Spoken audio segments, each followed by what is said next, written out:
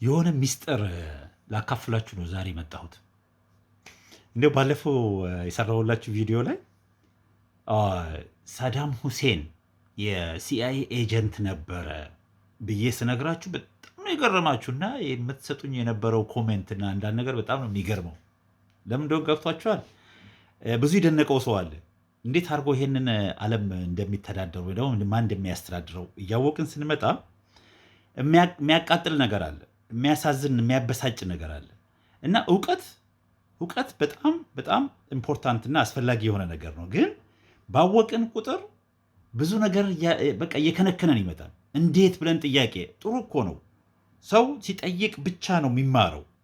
የማይጠይቅ ከሆነና የሆነ እውቀት አለኝ ብሎ በቃ የማውቀው ነገር ይሄ ነው ብሎ ካሰበ ምንም ነገር እንደማያውቅ የሚያውቀው አዲስ ነገር ሲሰማ በጣም ነው የሚደንቀው እና እንደው ዛሬ ሚስጥር ብዬ ላካፍላችሁ የመጣሁት መሰላችሁ እንበልና አሁን የአፍሪካ ውስጥ ያሉ መሪዎች የአፍሪካ መሪዎች የሲአይኤ ኤጀንት የሆኑ ወይ ደግሞ የነበሩ አሁን ለምሳሌ የሩዋንዳው አለ ፖል ካጋሜ የሚባለው እሱ ኤጀንትነቱ ብቻ ሳይሆን ያስተማረው ሲአይኤ ነው፣ ያሰለጠነው ሲአይኤ ነው። አሜሪካን ውስጥ መጥቶ ስልጣን እንዲይዝ ያን ሁሉ ህዝብ እንዲጨርስ ያደረገው ሲአይኤ ነው። ምክንያቱም ከዛ ነው ተምሮ የመጣው። ያደረገውን ነገር ባለፈው ብዙ ያልኳችሁ ነገር አለ።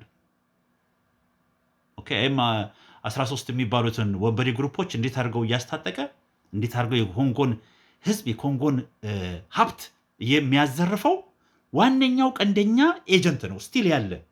በዛሬው ቀን ራሱ ከአሜሪካን ያሉ ስደተኞች አሁን ለምሳሌ አይሲስ የሚባለው እየያዘ አሜሪካውን ለመቀበል ዝግጁ ነው።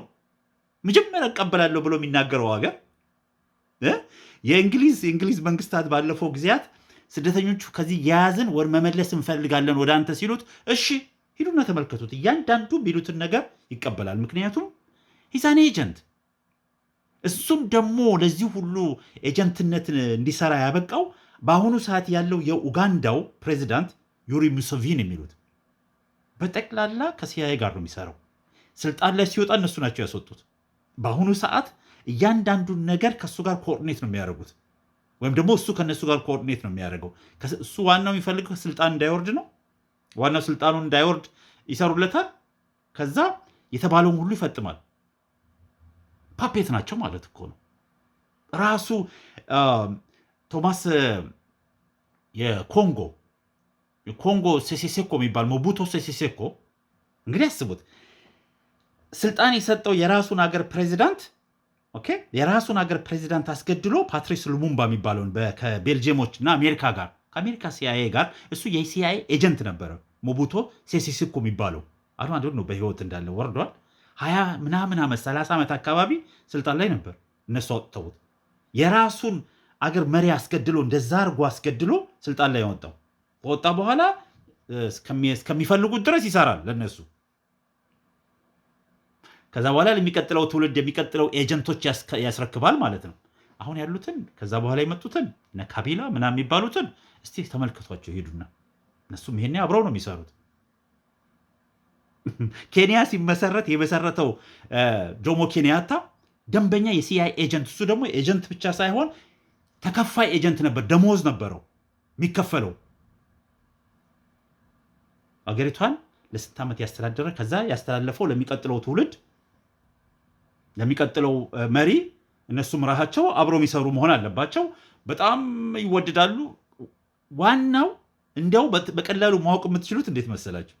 ከአሜሪካና ከዌስቱ ጋር ፍሬንድ የሆነ ለረጅም ጊዜ የሚቆይ መንግስት ወይ ደግሞ ንጉስ እንደ ሞሮኮ ማለት ነው። ሞሮኮ አብሮ መስራት ብቻ ሳይሆን ንጉሱ አገሪቷ ውስጥ የሲአይኤ እስር ቤት አለ። የፈለጉትን ሰው እየወሰዱ የአሜሪካንን መንግስት ህግ ውጭ በሆነ መንገድ እንደፈለጉ እንዲያደርጉ የከፈቱት እስር ቤት አላቸው። እዛ የሲአይኤ እስር ቤት ሞሮኮ ውስጥ እና የሞሮኮ ንጉስ ምንም ነገር የሚነካው ነገር የለም። አስሎንጋ ሰርቭ የሚያደርግ ከሆነ በሰላም ይኖራል፣ የሀገሩን ህዝብ እንደፈለገ እያደረገ እና በትክክል ብናይ እንደው በደንብ አድርገን ብናይ በጠቅላላ አፍሪካ ውስጥ እንቀመጥና እስቲ ከአፍሪካ ሳንወጣ ራሱ እየዞርን ብንመለከት እንዴት አድርገው እንደሚያስተዳድሩን እንዴት አድርገው ፓፔት የሆነ ሰዎች አስቀምጠው ለነሱ የሚያገለግሉ መሪዎችና አስተዳዳሪዎች ነው ያሉን። ለዛ እኮ ነው ምንም ነገር ማድረግ የማንችለው።